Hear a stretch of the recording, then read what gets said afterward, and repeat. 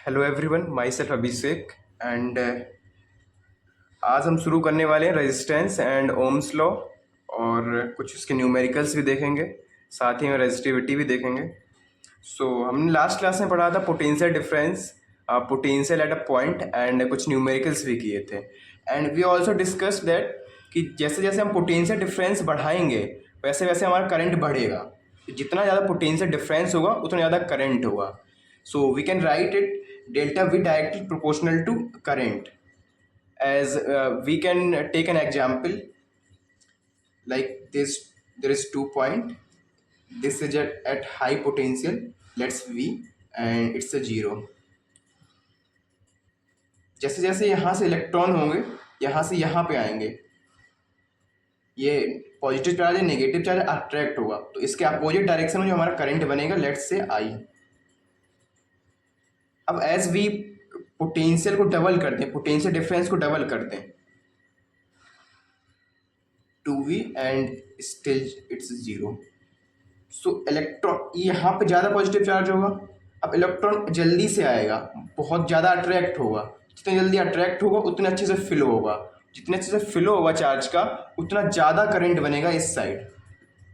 Let's say it's double हो जाएगा and it's the proportionality criteria. जैसे जैसे हम पोटेंशियल डिफरेंस का बढ़ाएंगे वैसे वैसे हमारा करंट बढ़ेगा। तो जैसे हम इसको प्रोपोर्शनैलिटी हटाएंगे delta V, we get a some constant R resistance, and this is our Ohm's law also, but it has two condition actually. It valid at constant temperature and the all physical condition like length, area and all the things should be same. Physical condition should be same. ये हमारा ohms law है कि delta V equal to I R. अभी resistance है, ये हम इसको ऐसे समझ सकते हैं, एक टाइप का ऑब्स्ट्रक्शन देगा। जो करंट जब फ्लो होगा, करंट फ्लो होगा तो इलेक्ट्रॉन्स का कोलिजन होगा। लाइक जैसे कंडक्टर है, इलेक्ट्रॉन्स फ्लो करते हैं, इलेक्ट्रॉन्स के बीच में कोलिजन होगा। इस कोलिजन से एक ऑब्स्ट्रक्शन आएगा, ये अच्छे से फ्लो नहीं हो पाएगा, उसी को हम रेजिस्टेंस बोलते हैं। सो हम रेजिस्टेंस को लिख सकते हैं delta V upon I. As इस रिलेशन से दिख रहा है कि इस रिलेशन से दिख रहा है कि हम जो हमारा रेजिस्टेंस है वो पोटेंशियल डिफरेंस और करंट पे डिपेंड करता है, लेकिन actually it will not depend on potential difference and current. ये पोटेंशियल डिफरेंस एंड करंट पे डिपेंड नहीं करेगा। आगे हम डिस्कस करेंगे कि कौन से फैक्टर्स पे डिपेंड करता है। अभी के लिए इन दोनों के लिए डिफरेंस, इन दोनों पे डिपेंड नहीं करेगा, पोटेंशियल डिफरेंस एंड करंट पे। तो इसका ऐसा यूनिट क्या होगा, वोल्ट का, पोटेंशियल डिफरेंस का वोल्ट एंड करंट का हमारा होगा एम्पियर। तो we can write it volt per ampere and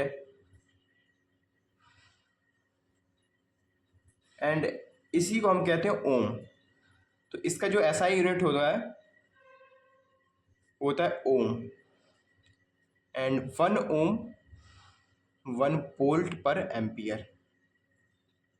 so ये इसका ऐसा यूनिट है, ऐसा यूनिट होता है इसका ओम। अब हम देखेंगे ये किस किस फैक्टर्स पे डिपेंड करता है। ऐसा हमने देखा कि पोटेंशियल डिफरेंस एंड करंट पे डिपेंड नहीं करेगा, वो डिपेंड, एक एक्सपेरिमेंटली देखा गया कि आर किन किन फैक्टर्स पे डिपेंड करता है। लाइक एक कंडक्टर लिया गया, दूसरा कंडक्टर लिया गया, इन दोनों का एरिया सेम रखा गया एंड इसका जो लेंथ है वो डबल कर दिया गया, सेकंड कंडक्टर का डबल कर दिया length. It's experimentally same material के कंडक्टर्स हैं दोनों। सो वी सी की रेजिस्टेंस हो गया वो भी डबल हो गया, रेजिस्टेंस भी डबल हो गया 2 times. So we can say जो रेजिस्टेंस है वो डायरेक्टली प्रोपोर्शनल टू है लेंथ के। एंड वी ऑल्सो से जो रेजिस्टेंस है वो डायरेक्टली प्रोपोर्शनल टू है एल। अब हमने लेंथ को सेम रखा, एंड जो एरिया है उसको चेंज किया, लाइक एरिया को डबल कर दिया, इस टाइम एरिया को डबल कर दिया, तो जो हमारा रेजिस्टेंस है वो हाफ हो गया, ऐसा ऑब्जर्व किया गया। तो वी कैन से जो रेजिस्टेंस है वो इनवर्सली प्रोपोर्शनल टू है एरिया के। अब इन दोनों कंडीशन को कंबाइन किया तो वी गेट आर जो होगा वो प्रोपोर्शनल होगा एल बाई ए के। जहाँ पे प्रोपोर्शनलिटी हटता है वहाँ पे एक कांस्टेंट आता है, और यहाँ पे कांस्टेंट आएगा रो, एल बाई ए। अब ये रो क्या है, ये resistivity, and it depends on the material. आगे हम डिस्कस करेंगे एक्चुअली होता क्या है। अभी के लिए it's depends on material, it doesn't depend on length area, it only depend on material कि कौन से मटेरियल है। It's a property of material. अगर हम लेंथ बढ़ा दें, रेजिस्टिविटी सेम, अगर मटेरियल सेम है, इसका भी रो होगा, इसका भी रो होगा, एक ये कॉपर है, ये भी कॉपर है, तो resistivity will be same irrespect of length and irrespect of area.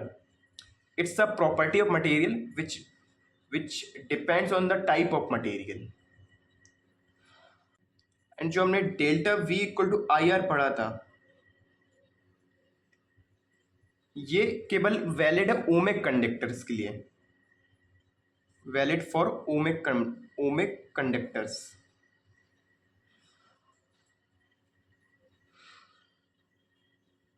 अगर हम कोई और सेमीकंडक्टर ले लें या डायोड्स ले लें तो डिपेंड नहीं करेगा, एज जो हमारा रेशियो है डेल्टा V बाई आई का वो हमेशा R नहीं आएगा।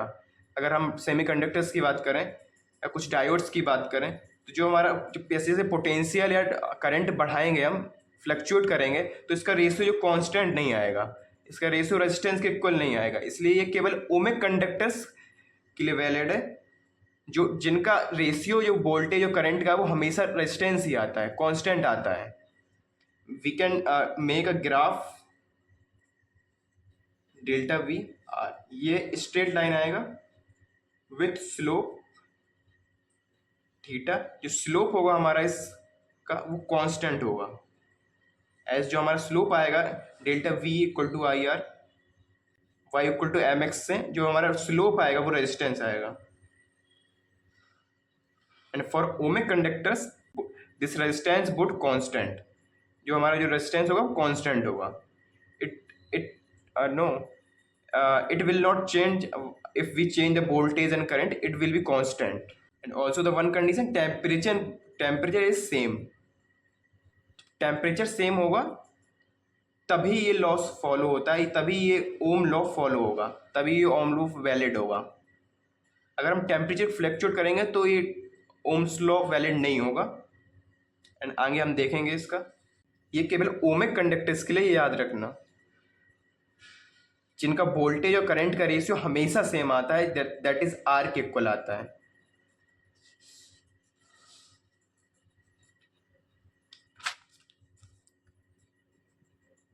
अब हम रेजिस्टिविटी का ऐसा यूनिट देखेंगे, तो रेजिस्टिविटी को लिख सकते हैं हम रो R into A by L, and R को लिख सकते हैं हम ओम, एरिया कैसा यूनिट था मीटर स्क्वायर, एंड L का मीटर। तो जो हमारा रेजिस्टिविटी का ऐसा यूनिट आएगा वो आएगा ओम मीटर। अब हम देखेंगे फैक्टर्स किस किस पे हमारा जो करंट है वो डिपेंड कर रहा था, और रेजिस्टिविटी किस किस पे डिपेंड करता है। तो हमारा रेजिस्टिविटी है वो मटेरियल पे डिपेंड करता है, and the second thing is temperature पे डिपेंड करता है। सो हमने एक्सपेरिमेंटली देखा फॉर द कंडक्टर्स कि जैसे जैसे हम टेम्परेचर बढ़ाएंगे वैसे वैसे रेजिस्टिविटी बढ़ेगा। अब इसको हम ऐसे समझ सकते हैं, जैसे जैसे टेम्परेचर बढ़ाएंगे हमारा जो कोलिजन ज़्यादा होगा, जब कोलिजन ज़्यादा होगा तो रेजिस्टेंस भी ज़्यादा होगा, और हम रेजिस्टिविटी एक टाइप का ऑब्स्ट्रक्शन ही है। इसको एक एग्जाम्पल से समझाते हैं। जैसे हमारे एक कंडक्टर है, इस पे हमने एक छोटा सा सेक्शन काट लिया जिसका लेंथ 1 मीटर है एंड एरिया भी 1 मीटर स्क्वायर है। तो इसका रेजिस्टिविटी क्या होगा, इसका रेजिस्टिविटी रो, तो इसका भी रेजिस्टिविटी रो होगा as it is depend on material. तो जो हमारा इसका रेजिस्टिविटी होगा R into L by A, rho resistance equal to rho into L by A. तो रो क्या होगा, R into A by L. यहाँ पे हमारा जो एरिया है और जो लेंथ है वो 1 1 है, तो ये रेजिस्टिविटी आ जाएगा रेजिस्टेंस इक्वल। एंड यहाँ से भी समझ सकते हैं जो रेजिस्टिविटी है वो एक टाइप का रेजिस्टेंस ही है, एक टाइप का ऑब्स्ट्रक्शन है जो करंट को फ्लो होने से रोक रहा है। तो जैसे जैसे हम टेम्परेचर बढ़ाएंगे वैसे वैसे रेजिस्टिविटी बढ़ेगा। तो टेम्परेचर बढ़ाने से कोलिजन बढ़ेंगे, इलेक्ट्रॉन ज़्यादा कोलाइड होंगे तो ज़्यादा ऑब्स्ट्रक्ट करेंगे फ्लो करने से। सो वी डिस्कस की जो रेजिस्टिविटी है वो मटेरियल डिपेंडेंट है, मटेरियल चेंज करेंगे तो रेजिस्टिविटी चेंज होगा। एंड टेम्परेचर डिपेंडेंट भी है, अगर हम टेम्परेचर चेंज करेंगे तो रेजिस्टिविटी भी चेंज हो जाएगा। एंड आर अब किन किन फैक्टर से डिपेंड करेगा, लेंथ तो एरिया पे हमने देख लिया, लेंथ तो एरिया पे डिपेंड करता है, लेंथ एरिया एंड रेजिस्टिविटी भी डिपेंड करता है। एंड रेजिस्टिविटी डिपेंड करता है मटेरियल एंड टेम्परेचर। जो हमारा रेजिस्टेंस है वो भी टेम्परेचर और मटेरियल पर डिपेंड करेगा। एज भी हम टेम्परेचर बढ़ाएंगे हमारा रेजिस्टिविटी बढ़ेगा, हमारा और रेजिस्टेंस ही बढ़ेगा। ऐसे हम टेम्परेचर बढ़ाएंगे हमारा रेजिस्टिविटी बढ़ेगा और यहाँ से हमारा रेजिस्टेंस भी बढ़ेगा। तो रेजिस्टेंस हमारा डिपेंड करता है टेम्परेचर पे भी, मटेरियल प्रॉपर्टी ऑफ मटेरियल पे। So here are some basic question. जैसे फर्स्ट क्वेश्चन हमें दिया गया है कि potential difference between 2 points of wire carrying 2 ampere current is 0.1 volt, calculate the resistance between this points. हमें रेजिस्टेंस निकालना है एंड हमें जो पोटेंशियल डिफरेंस है वो 0.1 वोल्ट दिया गया एंड जो हमारा करंट है वो 2 एम्पियर दिया गया है। तो सिंपल ओम्स लॉ लगा के V by I equal to R we can find the resistance. And the second question also basic question, मैं इसको छोड़ रहा हूँ। And the next question is good. So इस क्वेश्चन में बोला गया है an electric iron draws a current of 3.4 ampere from the 220 volt supply line, what current will this electric iron draw when connected to 100 volt supply line. तो जब 200 volt supply line था तो ये कितना करंट ड्रॉ कर रहा था, 3.4 ampere. And हमें पूछा है 100 वोल्ट पे कितना करंट ड्रॉ करेगा। सो इसकी हेल्प से हम रेजिस्टेंस निकाल लें एंड देन यहाँ पुट करके हम करंट निकाल लें। So we can apply the formula V by R for the first case and V equal to 220 volt and I 3.4। यहाँ से हमारा रेजिस्टेंस आ जाएगा एंड जो भी रेजिस्टेंस आएगा लाइक कैलकुलेट ही कर लेते हैं, 220 बाई 3.4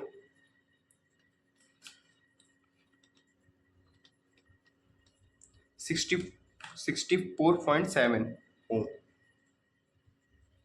इतना रेजिस्टेंस आया हमारा। अब हमें निकालना है कि 110 वोल्ट पे कितना करंट ड्रॉ करेगा ये। तो हमें रेजिस्टेंस पता है और वोल्टेज पता है, तो हम इजीली अब यहाँ से करंट निकाल सकते हैं। V by I equal to R, हमें यहाँ पे वी दिया गया 110 वोल्ट एंड हमें करंट निकालना है, आर हमारा 64.7 वोल्ट। तो आई आ जाएगा हमारे यहाँ पे 110 डिवाइड बाई 64.7 एम्पियर। ये होगा जो हमारा करंट होगा जो जितना यहाँ ड्रॉ करेगा 110 वोल्ट सप्लाई लाइन पे। अब हम कुछ क्वेश्चन देखेंगे रेजिस्टिविटी के बेस पे। So let's start. First question, a copper wire of length 2 meter and area of cross section 1.7 into 10 to the minus 6 meter square has a resistance of 2 into 10 to the minus 2 ohms. Calculate the resistivity of copper. So we have to calculate the resistivity of copper and the length is given 2 meter, cross section area 1.7 into 10 to the minus 6 meter square and resistance given है हमें 2 into 10 to minus 2 ohms.